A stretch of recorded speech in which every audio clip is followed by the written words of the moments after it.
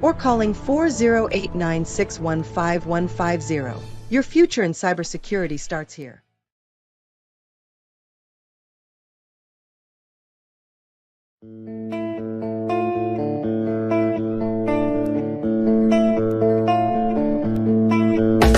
Are you ready to become a cybersecurity professional in just 4 months? At Soft Afric, we provide the perfect blend of theory and hands-on experience to prepare you for the job market even before you graduate. Our state-of-the-art virtual labs ensure you gain practical skills. Dedicated virtual machines are assigned to each student, giving you a personalized learning experience. With a 98% success rate, Soft Afric stands out. We don't just stop at training. We help you craft the perfect resume, ace your interviews, and support you even after you land the job. Why you'll love signing up with us. 1. Each learner gets a complimentary 1-year antivirus subscription for their computer. 2. Dedicated virtual machines are assigned to each student. 3. Students can access recorded classes to review each session as needed. 4. Test banks are available to prepare students for the exam. Our lectures are scheduled from Thursday to Sunday at 6 p.m. Eastern Standard Time, with 2-hour sessions that fit into your schedule. Join the ranks of successful cybersecurity professionals today. Enroll now at Soft Afric by emailing us at elearning@softafric.net or calling 4089615150. Your future in cybersecurity starts here. New things that are happening inside the world with relations to cyber attacks. Indicators of compromise. When we say indicator of compromise, it means that. Are you ready to become a cybersecurity? There are some things that you see for you to know that you might be suffering from or you might be facing a cyber attack. You see these signs when your computers are going off, when you see this person starts messaging you. All these things are indicators of compromise. So today, you just look at this short message where researchers have actually found this type of vulnerability. Vulnerabilities actually are weaknesses. So researchers have actually found this vulnerability inside Google Chrome. So those of you who use Google Chrome browsers should actually be careful of this vulnerability. Now, one thing about this vulnerability is a zero-day exploit. When we talk about it, the zero-day exploit, it's a weakness where we don't have its cure, or we don't have anything to actually fight against it. It has just been uncovered, and nobody else actually knew of it. So this actually is this type of weakness that have actually been found inside the Google Chrome browsers. And this type of vulnerability is mainly for cyber espionage. Cyber espionage, as seen people spying on you. We have some countries or some people who would want to spy on you. Maybe your disgruntled ex or your friend or your enemy or somebody would want to spy on you. Who knows? So this vulnerability is actually what it is used for, that allows anybody or people who were actually using this vulnerability were state actors. That means countries were using this vulnerability to spy on media professionals, to spy on educational institutions, and even government agencies. So Google has actually recognized this issue and is planning to release security patches in the coming days. So Google is actually waiting to release security patches in the coming days. So if you actually use the Google Chrome browser, please make sure you don't actually click on any malicious link, any link you don't trust. And also, there will be a new update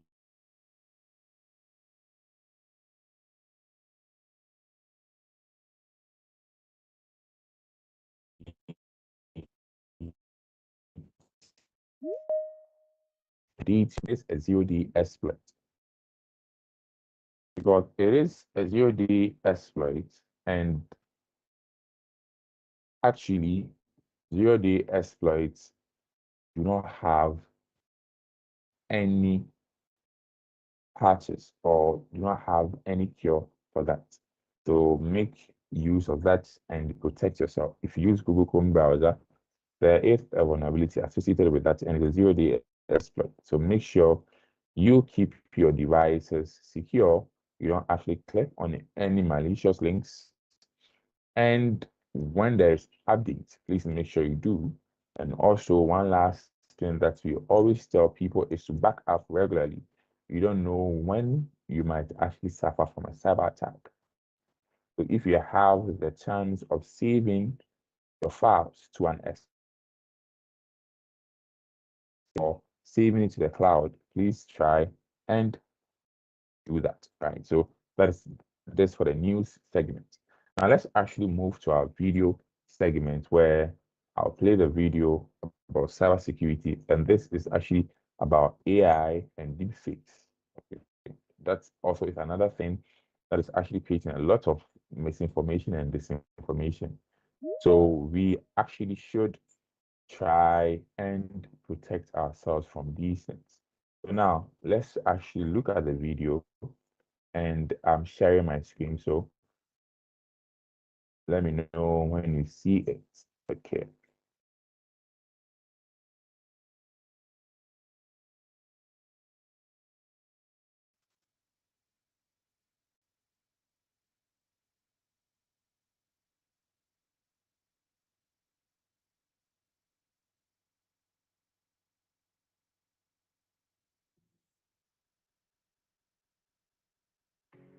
Ninjio, episode 806.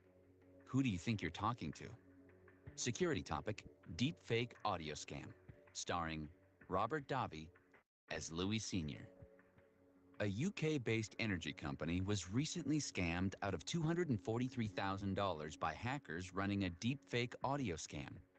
A scam that uses artificial intelligence, AI, to replicate voices of people we know and trust. No-tell motel day.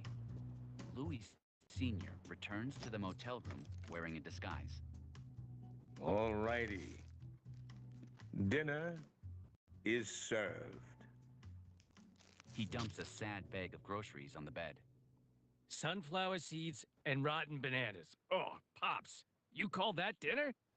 Hey, wait a minute. Life on the run has become very expensive. I hate to say it, son, but we may have to turn ourselves in. Louis Jr. types on his computer. Not so fast. Hey, that sounds like me. How'd you do that? Using an artificial intelligence voice simulation tool. I played some old voicemails you left me for the AI program, and it learned your voice, right? Now, I can type any sentence I want, and the AI program will say it sounded just like you. Louis Sr. types. That's brilliant. But how do we use it to our advantage? Oh, I'm way ahead of you, Pops. I'm using it to run a deepfake audio scam as we speak. Deep fake audio scam. Oh, I like the sound of that. How does it work? Oh, you're gonna love it, Pops. First, I found the target company, Spectre Dynamics. Then I found the CEO's LinkedIn page, where I did a little preliminary work, shall we say. Louis Jr. feeds a video of the CEO into an artificial intelligence program. Along with different global strategies projected to increase sales and margins by a robust 5% over the next quarter.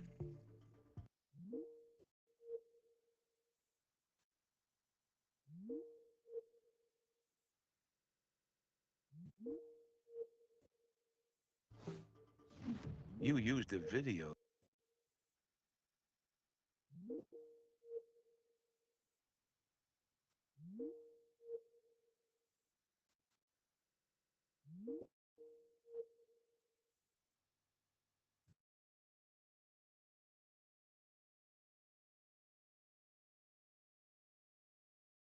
Is it only me because it seems the network? I'm also saying the same thing. Oh, okay, okay. I thought it was coming from my end. Thomas, can you please check at your end? The CEO posted on LinkedIn. The To video is on replicate hold at his the moment. voice. Yeah, you learn fast, Pops. Next, I found a newly hired employee at Yeah, Spectre hello, can you Dynamics to hear me? target, right? Then Yeah, we can. The video went on hold. That's why we were not able to see anything. Okay. All right. Let me actually take it back and let's see. Thank you for alerting me.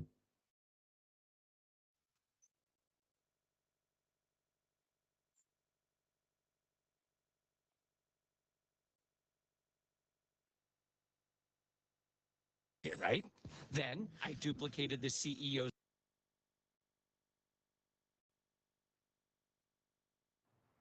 Yeah, you learn fast, Pops. Next, I found a newly hired employee at Spectre Dynamics to target, right? Then I duplicated the CEO's phone number, which I also got off his LinkedIn page. Thank you, LinkedIn. Called the target and played her a fraudulent message that I created using the AI voice simulation tool. Flashback. Office. A woman picks up her phone.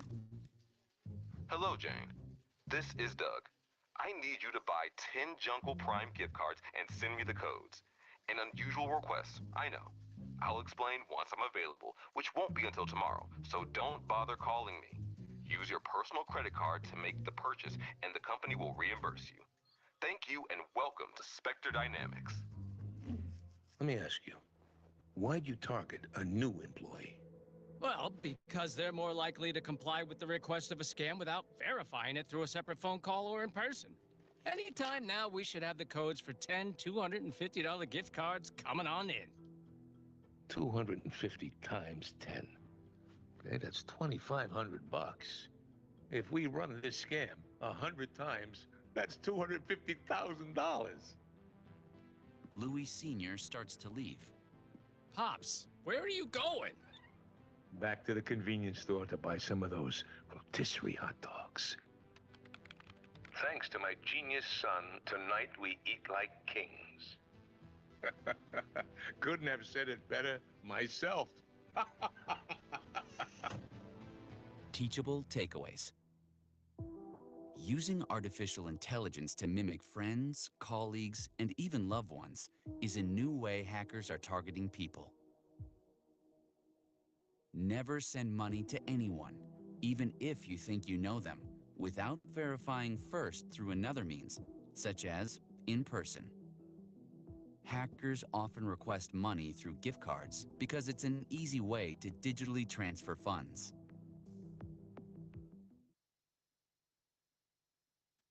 Okay, so let me play the video one more time because of the mix-up that happened, and then we'll continue.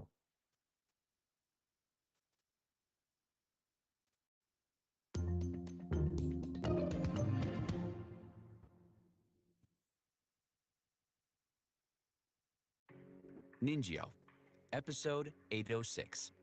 Who do you think you're talking to? Security topic, deepfake audio scam, starring Robert Davi as Louis Sr.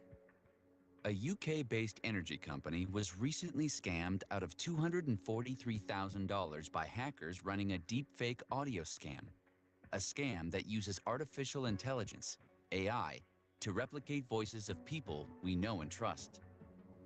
No tell, motel, day. Louis Sr. returns to the motel room wearing a disguise. All righty. Dinner is served. He dumps a sad bag of groceries on the bed. Sunflower seeds and rotten bananas. Oh, Pops, you call that dinner? Hey, wait a minute. Life on the run has become very expensive. I hate to say it, son, but we may have to turn ourselves in. Louis Jr. types on his computer. Not so fast. Hey, that sounds like me. How'd you do that? Using an artificial intelligence voice simulation tool. I played some old voicemails you left me for the AI program, and it learned your voice, right? Now, I can type any sentence I want, and the AI program will say it sounded just like you. Louis Sr. types. That's brilliant. But how do we use it to our advantage? Oh, I'm way ahead of you, Pops. I'm using it to run a deepfake audio scam as we speak. Deep fake audio scam. Oh, I like the sound of that. How does it work? Oh, you're gonna love this, Pops. First, I found the target company, Spectre Dynamics. Then I found the CEO's synced-in page, where I did a little preliminary work, shall we say. Louis Jr. feeds a video of the CEO into an artificial intelligence program. Along with different global strategies projected to increase sales and margins by a robust 5% over the next quarter. You used a video the CEO posted on LinkedIn to replicate his voice. Yeah, you learned fast, Pops. Next, I found a newly hired employee at Spectre Dynamics to target, right? Then, I duplicated the CEO's phone number, which I also got off his synced-in page. Thank you, synced-in. Called the target and played her a fraudulent message that I created using the AI voice simulation tool. Flashback. Office. A woman picks up her phone. Hello, Jane. This is Doug. I need you to buy 10 Jungle Prime gift cards and send me the codes. An unusual request, I know. I'll explain once I'm available, which won't be until tomorrow, so don't bother calling me. Use your personal credit card to make the purchase, and the company will reimburse you. Thank you and welcome to Spectre Dynamics. Let me ask you, why'd you target a new employee? Well, because they're more likely to comply with the request of a scam without verifying it through a separate phone call or in person. Anytime now, we should have the codes for 10 $250 gift cards coming on in. 250 times 10. Okay, that's 2,500 bucks. If we run this scam 100 times, that's $250,000. Louis Sr. starts to leave. Pops, where are you going? Back to the convenience store to buy some of those rotisserie hot dogs. Thanks to my genius son, tonight we eat like kings. Couldn't have said it better myself. Teachable takeaways. Using artificial intelligence to mimic friends, colleagues, and even loved ones is a new way hackers are targeting people. Never send money to anyone, even if you think you know them, without verifying first through another means, such as in person. Hackers often request money through gift cards because it's an easy way to digitally transfer funds.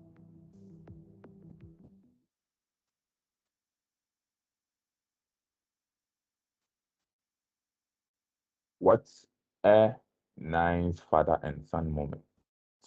So, welcome back from the video, and I believe you understood what this video actually means.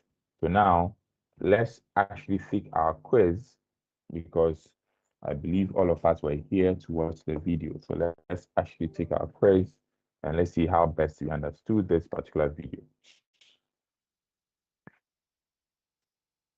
All right, so we have 6 questions, right?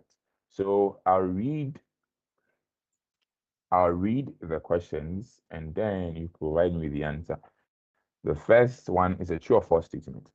Hackers tend to ask for wire transfers instead of gift cards. True or false?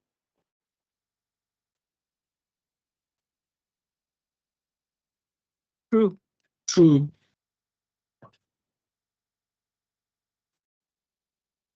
How many truths do we have here? Now let's look at the questions. I think it's false. Yep.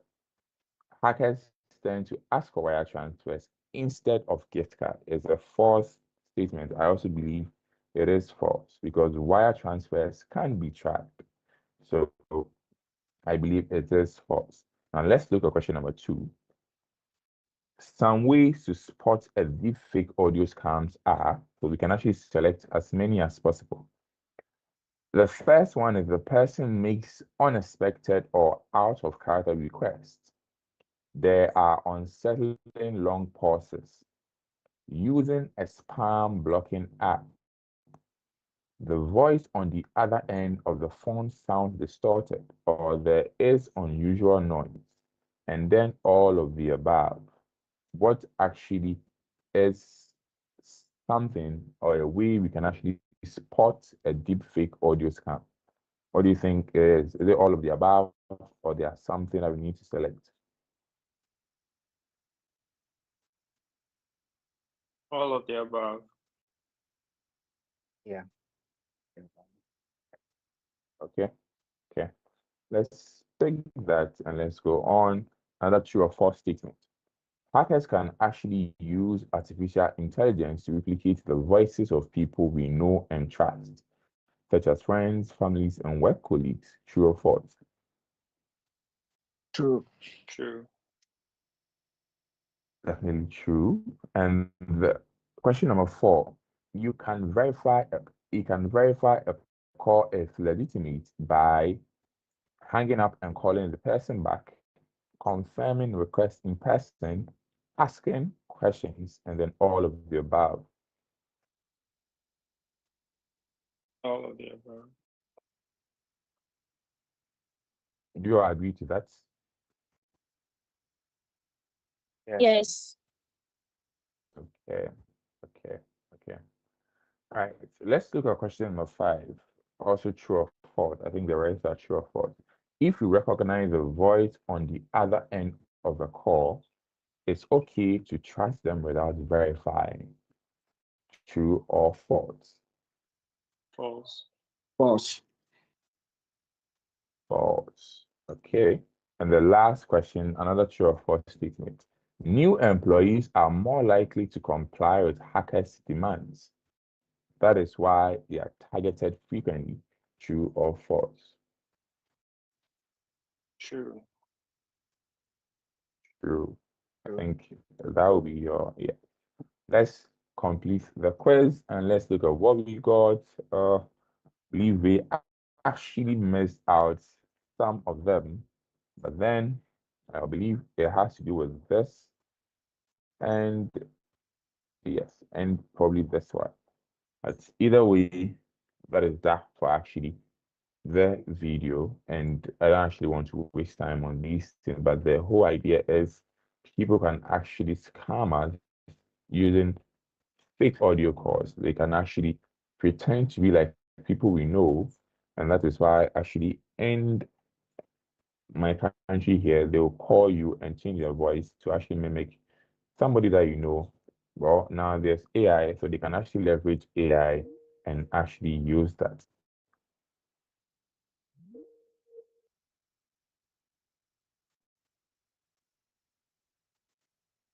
Yeah.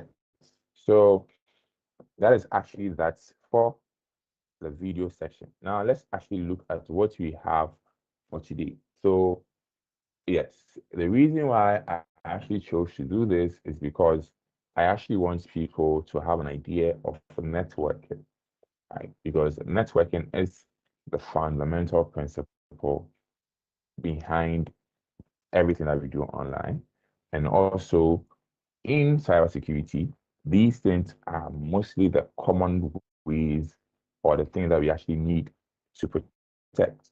Because one way or another, everything that happens to us happens on the internet or happens on the network, unless maybe the person actually walks into your company and then hack your computers or something like that, which actually is very unlikely. They tend to do all the things over the internet. That's actually why we need to actually understand a few things, how these things actually work. And then later on, we can actually look at how to protect these things. At least by the end of today's presentation, you get to know a few network protocols. You also get to know what are IP addresses, what's routing, and other similar things that uses the internet, right? So now let's say that you actually go to a foreign country, let me actually use Germany, for example, because that actually is a country that if you actually want to go and stay there, they will force you to learn their language, right? Now, or they will have to let you know the language one way or another. Now, imagine you are able to go there without knowing the language, because most of them actually speak their language, even in their parliament, in their businesses, inside their broadcasting corporations. Most of them actually use their language. So imagine that you go to this particular country. If you are there and you don't actually go with a translator, or let's say now that we have probably tools that can actually translate what somebody is saying on the phone for you, if you go there without all these things, you wouldn't actually know how to communicate, or communication will be difficult for you, right? So this is actually what network protocols actually are, because network protocols actually ensure that devices speak to each other. They make sure that your laptop and my laptop and a computer and a server somewhere, they can actually communicate through this and that. That actually is the whole idea of network protocols, right? So network protocols actually act as this type of language system that allows computers to communicate, right? So let's say that when you actually take your phone and you send a message on WhatsApp, right? Your phone and the person you're trying to send a message to, both phones on WhatsApp actually follow specific rules to make sure that the message that you send will reach the person on time. Now, these things actually happen so fast that we don't actually make use of it, because the moment you send, you tap on the send button, the message goes, right? But these things actually happens in the background and it's so fast. Now, these things that happens in the background are the things that actually defines how the message is formatted, the message is transmitted, and also how the person can even acknowledge receipt of the message. And then why? Because this message is actually traveling from your phone to the next person. So if somebody is able to sit inside and try and read it, then there's a problem, right? Now, just these actually happen a lot of times, where if you actually communicate, let's say over unsecure networks, and somebody actually sits on the communication or sit between the communication, the person would be able to know what you are chatting or what you are sending to your friend, or it can be your business. So now imagine that we are actually chatting on the phone or via email. Let me put email as professional business, right? And then we want to close a deal. You tell me that, okay, this deal cost us maybe 1 million cedis, right? So as a result of that, send your contact details or send your company's bank details, everything, so that by the end of the day, we actually wire you this money and then we conclude the deal. Perfect. Now, as a hacker sitting inside, you will be sending the details. The person will sit inside, intercept this particular message, and change the bank details. And then we'll create a bank similarly to with the name of your bank, that this your bank account that this person is actually sending money to. The person will go there, create the same account, same name, but different account number, and he will change it via that particular message that you are sending to this particular person. You see how these things can actually happen. So at the end of the day, you might actually think that you are sending money to this investor or this business partner, but then somebody else sitting inside the network has been able to probably get free money. And that's not actually how the world should work. And I think with the Hash Puppy trial and all these things, that was actually what they were actually doing. He had teams of scammers and network specialists who were actually working for him. Now, so network protocol, just like I have explained, is actually what allows devices to communicate over a network. Now, a network is just a connection of people. So if we're actually connected, it's just that. On the internet, it's a network of networks. The internet is a global network. So connections of different people on a network. So the internet can even be classified as a network. Right. Now, just as we know the internet, we know that every person who actually communicates or who connects to the internet must have an IP address. An IP address is like your address, but on the internet. Now, whether or whoever connects to the internet needs to be identified. The websites on the internet also have their own IP addresses, but that is something we'll look in the next slides. Right? Me or you connecting to the internet, you also have your IP address, because that is actually what identifies you on the network. On the internet, we don't actually care about your computer. We don't care what type of thing you are using, who is behind it. We care about your IP address. That's actually what identifies you. So if somebody wants to send you a package, the person needs this particular IP address. That's actually how it works. And then we have two of them. We have the IP version 4 and the IP version 6. The IP version 4 is the most common one that we use, but with the IP version 4, it is limited. Why? Because it is full. Let me put it that way. It can actually reach a number or a certain number, because with IP addresses, every particular set IP4 address is actually break down into 4 octets, like 4 different parts. Let me put it that way. So each part actually starts from 0 to 255.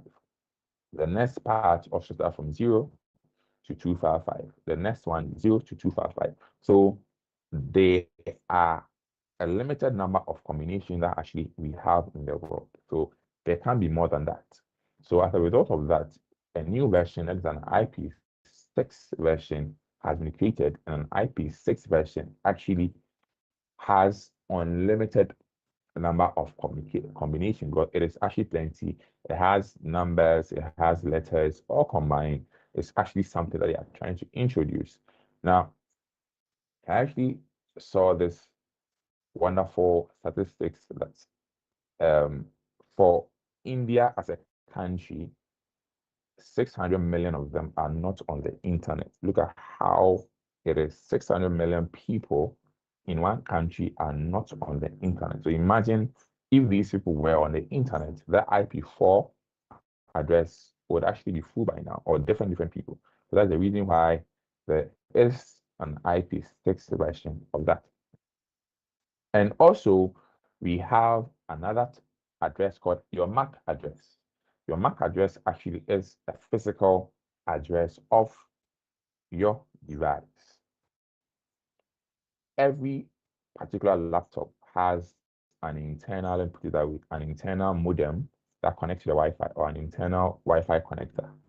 That internal Wi-Fi connector that allows you to connect to your Wi-Fi, or that allows you to connect to a network, has a physically assigned number that is actually called a MAC address. It is permanent. Now, this actually gives or tell us what type of device you are using. This actually is on the motherboard of your computer. It is permanent. If you want to change it, you will have to remove it. But then now I think hackers have a way of spoofing a MAC address to actually look like something else. Okay, so that's also another conversation for another time. But here we are looking at that MAC address. It's your hardware ID. So let's say the Wi-Fi aspect on your motherboard, this ID identifies them, right? And that's actually something you need to know. And then the two types, the difference between them is IP address can change. Right? MAC addresses are fixed. Now, IP addresses can actually change based on what your internet service providers. Now, IP addresses, there are two types of them. We have the private IP and the public IP. The private IP address actually is used by an internally group of people, or maybe a business will have an IP address specified designed for its workers. Or if you are actually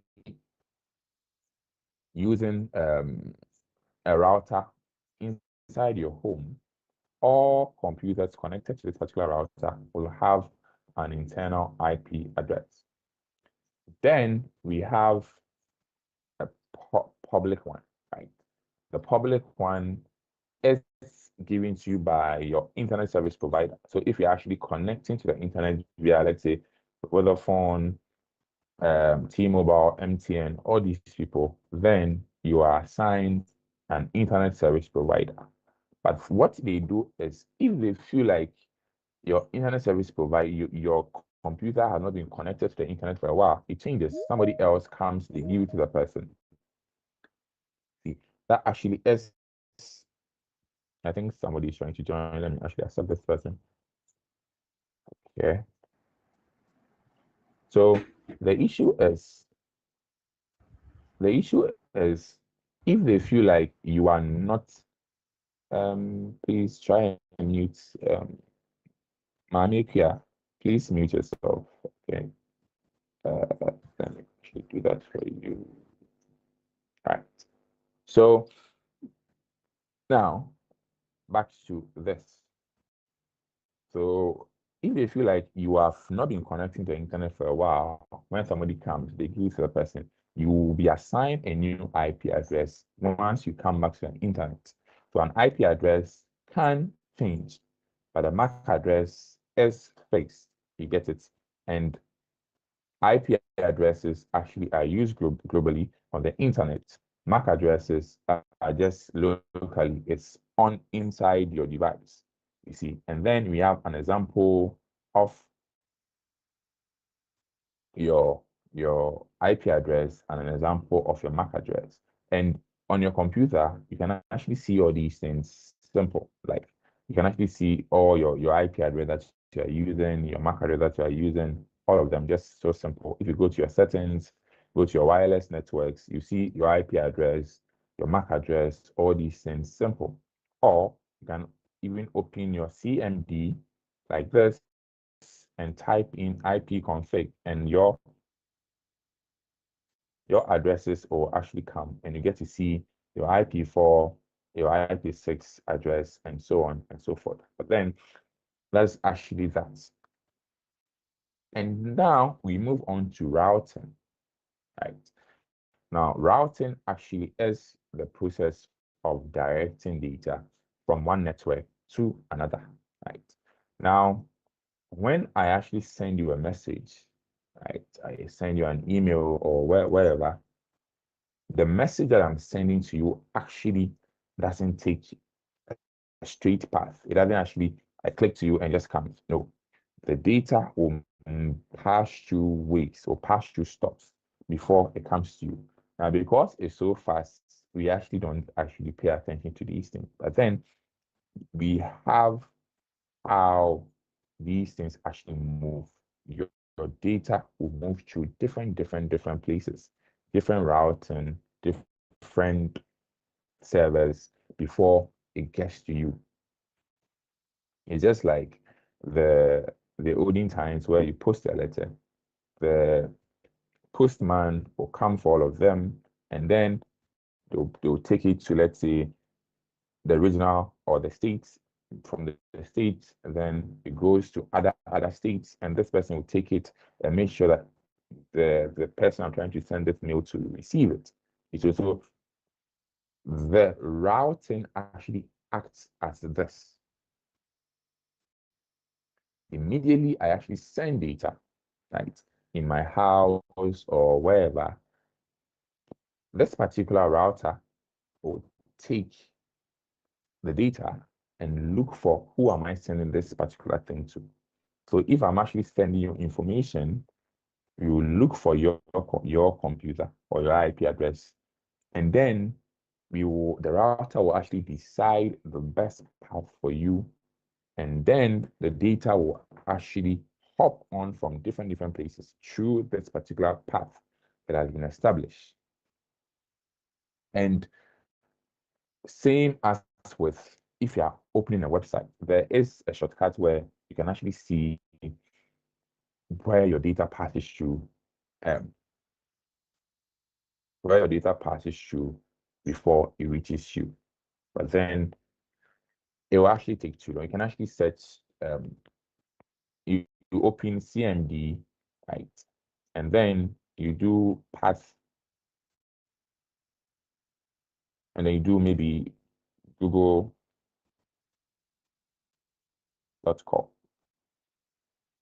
So, let's see. Path, okay.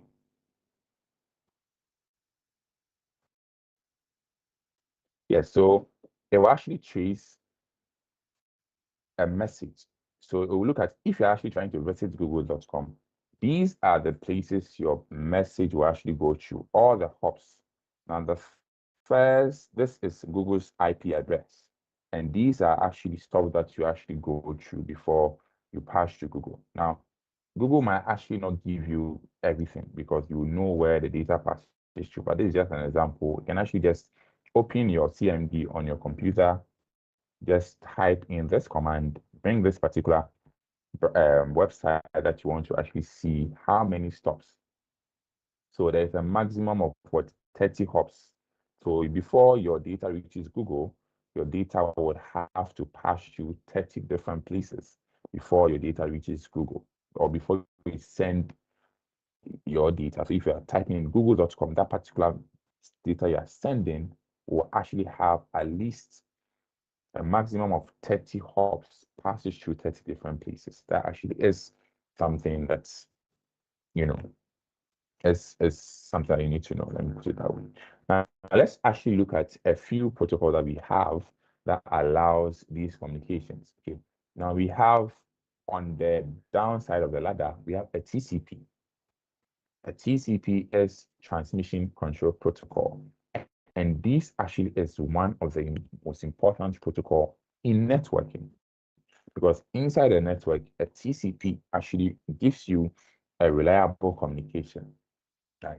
With TCP, what it does is if you are sending something over TCP, it will make sure that the person you are sending to is reliable, and it will send the message to this person. It will make sure that your message is delivered. So if you're actually sending something via TCP, or you're using TCP protocol inside your application, you know that you are sending this particular data to somebody, and we can track and verify these things. Now, TCP actually is what a lot of social media websites, applications, this is what they use to make sure that if they send you a message, the message will come to you. This is actually one of the protocol that they use. It is actually part of social media applications, right? And with TCP protocol, you hear something called a three-way handshake.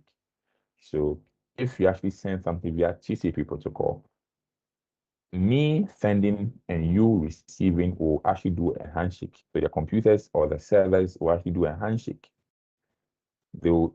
I'll say, okay, I want to connect to you. And then over there, you also say, okay, yes, I'm ready. Then that establishes that connection.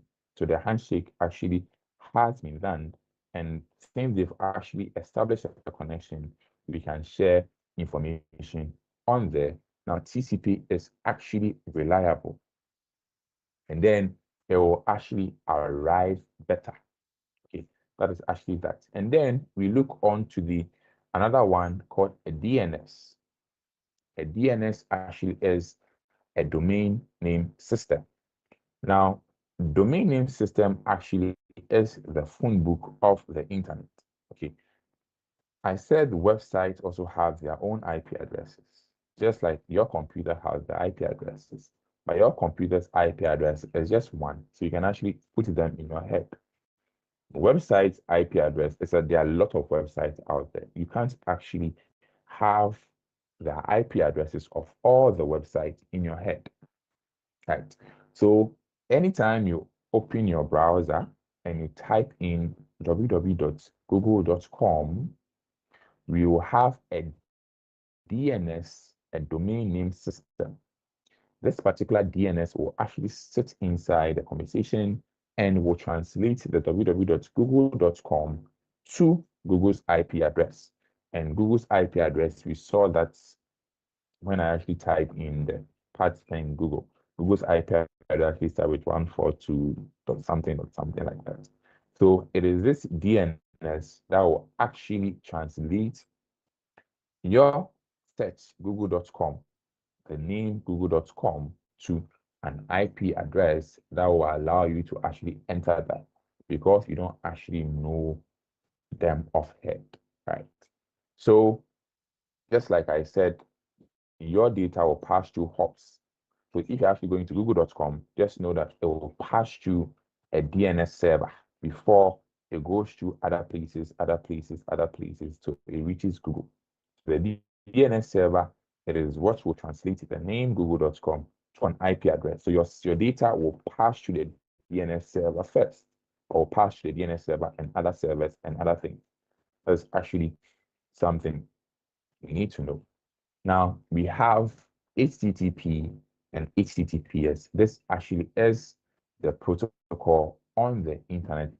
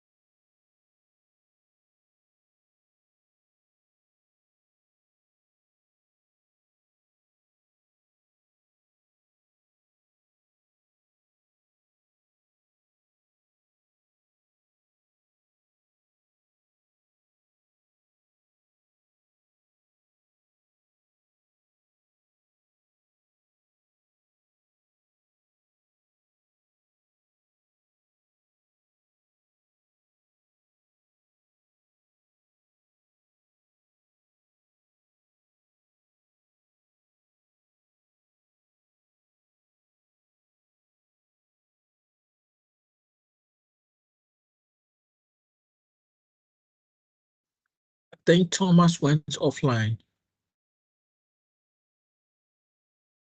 Yeah, I think so, because I thought there was something wrong. Actually. Yeah.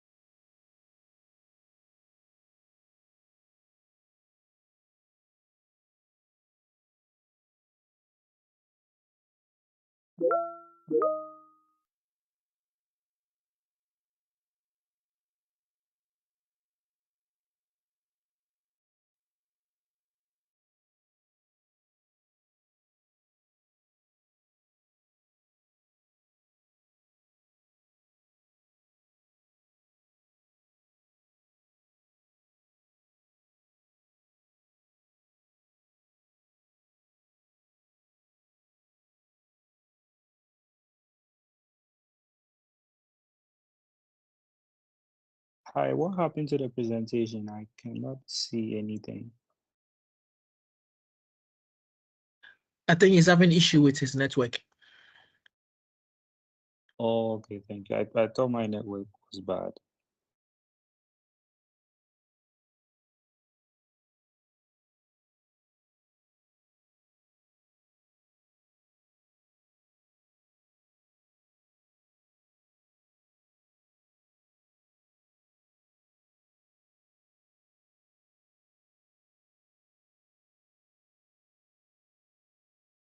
Okay, guys, so I think he's having issue with his network. So let's continue next week.